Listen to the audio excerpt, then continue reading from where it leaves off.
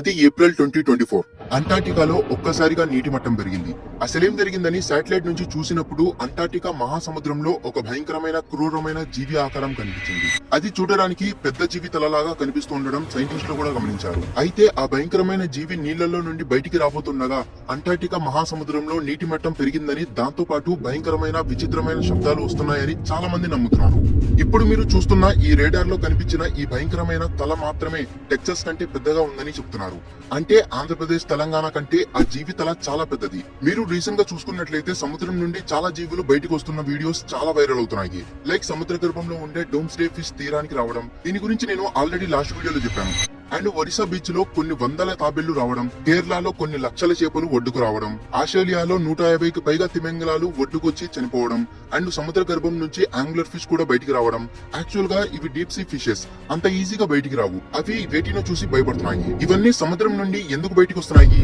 ఈ ఇన్సిడెంట్స్ అన్నిటికీ సముద్ర గర్భంలో ఉండే ఈ జీవికి ఏమైనా కనెక్షన్ ఉందా? నాసాకి ఈ జీవి గురించి అంతా తెలిసి కూడా సైలెంట్ గా ఉందా? బైబిల్లో కూడా ఈ జీవి గురించి మెన్షన్ చేశారు. ప్రళయం వచ్చే ముందు ఈ జీవి నిద్రలేస్తుందని. ఇప్పుడు ఈ జీవి మేల్కొందా? ఈ జీవికి సంబంధించిన చాలా ఆధారాలు మన దగ్గర ఉన్నాయి.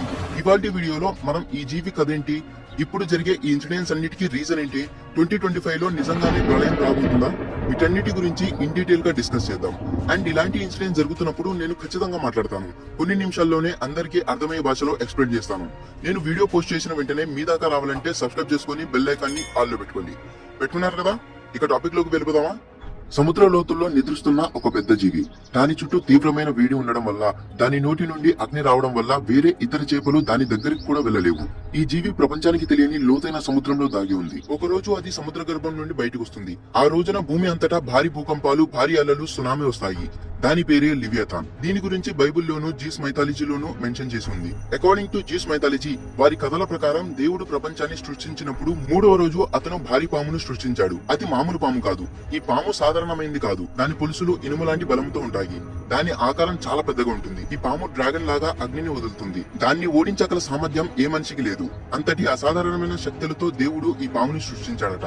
భూమిపై మంచి చెడులను బ్యాలెన్స్ చేయడానికి ఈ బలమైన పామును సృష్టించాడు. అలాంటి పాము ఒకటి కాదు, 2 సృష్టించబడ్డాయి. అయినప్పటికీ అవి పునరుత్పత్తి చేయడం ప్రారంభిస్తే ప్రపంచంలో మిగతా ఏ జీవులకి జీవం ఉండదని గ్రహించి మగజీవిని మాత్రమే దేవుడు ఈ భూమి మీద ఉంచాడు. తర్వాత ఈ పాము సముద్రంలోని లోతైన ప్రాంతాలకు వెళ్లిపోయింది. ఈ పాము పేరే లివియథాన్. ప్రపంచం అంతమయ్యే చివరిలో ఈ పాము సముద్రం నుండి బయటకు వస్తుంది. అది బయటకు వచ్చినప్పుడు దాని నోటి నుంచి అగ్ని జ్వాలలు వస్తుంటాయి. ఈ పాము అంతా రక్తంతో కప్పబడి ఉంటుంది. ఈ పాము గనుక తోకను కదిలిస్తే భూమి మీద భూకంపాలు వస్తాయి. అంతేకాకుండా అది సముద్రం నుండి బయటకు వచ్చే సమయంలో ప్రపంచం ఒక భయంకరమైన కాలంలో ఉంటుంది. అది ఉద్భవించినప్పుడు భూమిలో ప్రళయం వస్తుందని యూఎస్ మైథాలజీలో ఉంది. ఈ లివియథాన్ పాము యొక్క భారీ పరిమాణం మరియు శక్తి వల్ల భూమి మీద భయంకరమైన విధ్వంసం సంభవిస్తుంది. ఈ భారీ పాము భూమిని కదిలిస్తే ప్రపంచమే భయంతో వణికిపోతుంది. దాని ఊపిరి భూమిపై పెద్ద అగ్ని పర్వతంలాగా పెళ్తుంది. అనేక ప్రాంతాల్లో భారీ సునామీలు ఏర్పడతాయి. ఈ పాము ఆకాశంలోకి ఎగిరి భూమిని తిరిగి చూస్తే దాని తల భూమి వైపుకు తిరిగినప్పుడు సూర్యుని కూడా కంపివేసే అంత పెద్దగా ఉంటుందని చెప్తారు. ఈ లివేతాన్ని ఎదిరించడానికి ఎవరూ లేరనిపించొచ్చు, కానీ జ్యూస్ పురాణాల ప్రకారం మంచివారు మాత్రమే దేవుణ్ణి ఆరాధిస్తారు. అలా ఆరాధించినప్పుడు దేవుడు వారిని స్వర్గానికి తీసుకెళ్తాడు. చివరికి దేవుడు లివేతాన్ని ఎదిరించి దాన్ని నాశనం చేసి విజయాన్ని సాధిస్తాడు. ఆ తర్వాత భూమిపై మంచి వాళ్ళు మాత్రమే మిగులుతారు. ఇదంతా జ్యూస్ మైథాలజీలో ఉంది. బైబిల్లో కూడా ఈ క్రియేచర్ గురించి ఏమనిందంటే, ఈ భూమి మీద మనుషులకి అధికారం ఇచ్చి అన్ని జంతువుల్ని మనుషులకి లోబడేటట్టుగా చేశాడని, ఒక్క జంతువుని మాత్రం మనుషులు లోపరుచుకునేటట్టుగా ఉండదని. అదే మనం మాట్లాడుకుంటున్న క్రూరమైన జంతువు లివియథాన్. నాకు ఈ బైబిల్ అధ్యాయాలు అవి సరిగ్గా తెలియవు, అర్థం చేసుకోండి. బైబిల్లో God created the great see monster అని క్లియర్ గా ఉంటుంది. ఈ ప్రపంచం సృష్టించిన తర్వాత 5వ రోజున ఈ మాన్స్టర్ ని సృష్టించారని మెన్షన్ చేసి ఉంది. అండ్ బైబిల్లో ఇది కూడా ఉంది, you broke the heads of Leviathan in pieces అని ఉంటుంది. అంటే లివియథాన్ ఒకటి కంటే ఎక్కువ తలలున్నాయని, దేవుడు వాటిని తొలగించాడని బైబిల్లో ఉంది. అండ్ రీసెంట్ గా వైరల్ అవుతున్న ఈ గూగుల్ మ్యాప్స్ లోని ఆకారాన్ని చూసి ప్రపంచమంతా ఇదే లివేతాన్ అని నమ్ముతుంది. అండ్ ఈ క్రియేచర్ ఇప్పుడు మేల్కొంది. అండ్ ఈ సముద్రపు జీవులన్నీ భయపడి బయటకు వచ్చేస్తున్నాయని జనాలందరూ నమ్ముతున్నారు.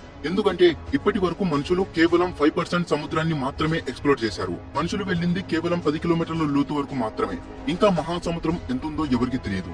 అందుకే జనాలు లివేతాన్ ఉందని చాలా బలంగా నమ్ముతున్నారు. బట్ వీటన్నిటికీ సైంటిఫిక్ ఎవిడెన్స్ లేదు. అయితే ఈ గూగుల్ మ్యాప్స్ లో కనిపించేది ఏంటంటే సోటియా ప్లేట్స్ అని ఉంటాయి, టెక్టానిక్ ప్లేట్స్. అవి సౌత్ ఆఫ్రికాకి అంటార్టికాకి మధ్య లొకేట్ అయి ఉన్నాయి. ఈ గూగుల్ మ్యాప్స్ ని జూమ్ అవుట్ చేసి చూస్తే ఈ ప్లేట్స్ అన్ని రీఅసెంబుల్ అయ్యి ఒక స్నేక్ షేప్ లాగా కనిపిస్తుంది అంతే.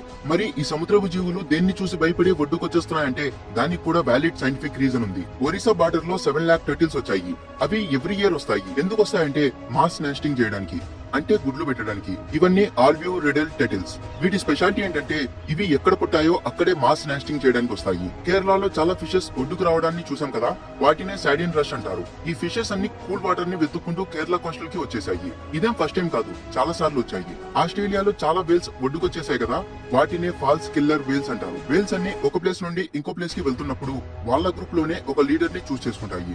అదే లీడర్ మ్యాగ్నెటిక్ ఇంబ్యాలెన్స్ వల్లనో ఇంజురీస్ వల్లనో రూట్ మర్చిపోతే వేల్స్ అన్ని ఇలా ఒడ్డుకొచ్చేస్తాయి. మొన్న తస్మానియాలో మోర్ దాన్ 200 వేల్స్ ఒడ్డుకొచ్చేసాయి. అక్కడి గవర్నమెంట్ వాటిని రిటర్న్ ఓషన్ లోకి పంపడానికి ఎంత ట్రై చేసినా అవి సిగ్గా ఉండడం వల్ల ఓషన్ కరెంట్స్ కి అవి రివర్స్ వచ్చేసాయి. ఇదేం ఫస్ట్ టైం కాదు, హిస్టరీలో చాలా సార్లు జరిగింది. అజైన్ సీ లో వాటర్ వేవ్స్ ఇలా స్క్వేర్ షేప్ లో కనిపించాయి కదా, అవి ఎప్పుడు ఇలా వస్తాయంటే 2 వేవ్స్ 2 డిఫరెంట్ యాంగిల్స్ లో ట్రావెల్ చేస్తూ ఒక రైట్ యాంగిల్ లో కొలైడ్ అయినప్పుడు ఇలా వాటర్ వేవ్స్ స్క్వేర్ షేప్ లో కనిపిస్తాయి. స్పెయిన్ లో ఏదైతే యాంగులర్ ఫిష్ కనిపించిందో అది అంతకుముందు కూడా కనిపించింది, కానీ డెత్ కండిషన్ లో. స్పెయిన్ లో కనిపించిన యాంగులర్ ఫిష్ చాలా ఇంజూర్ అయింది, అందుకే అది పైకి వచ్చేసింది. పైకి వచ్చిన కొద్దిసేపటికే అది చనిపోయింది. అండ్ మెక్సికన్ వాటర్ లో మనకి కనిపించిన ఫిష్ పేరే డోమ్స్ డే ఫిష్. అది కోస్టల్ ఏరియాకి ఎందుకు వచ్చిందంటే ఎప్పుడైతే ఓషన్ లో సెస్మిక్ యాక్టివిటీస్ అవుతాయో అవి ఆ చేంజెస్ ని తట్టుకోలేవు, బయటకు వచ్చేస్తాయి. ఏదైతే మనం ఓర్ ఫిష్ ని చూసామో అది సివియర్ గా ఇంజూర్ అయి ఉంది, అందుకే అది రిటర్న్ ఓషన్ లోకి వెళ్ళలేకపోయింది. సో సముద్రంలో జరిగే అబ్నార్మల్ యాక్టివిటీస్ కి అండ్ ఈ లివియథాన్ గురించి మీకు క్లారిటీ వచ్చింది అనుకుంటున్నాను. ఫేక్ న్యూస్ ని చూసి భయపడకండి. అండ్ ఈ ఎంటైర్ ఇష్యూ గురించి మీరేమనుకుంటున్నారో కింద కామెంట్ లో చెప్పండి. అండ్ ఎంతవరకు ఈ వీడియో చూస్తున్నారంటే మీకు నా ఎక్స్ప్లెనేషన్ ఖచ్చితంగా నచ్చే ఉంటుంది. Thank you so much for that. And నా నుండి ప్రతిరోజు ఇలాంటి అప్డేటెడ్ ఇన్ఫర్మేటివ్ వీడియో ఒకటి వస్తుంది. నేను వీడియో పోస్ట్ చేసిన వెంటనే మీ దాకా రావాలంటే సబ్స్క్రైబ్ చేసుకొని బెల్ ఐకాన్ ని ఆన్ లో పెట్టుకోండి. This is India's signing off. Bye.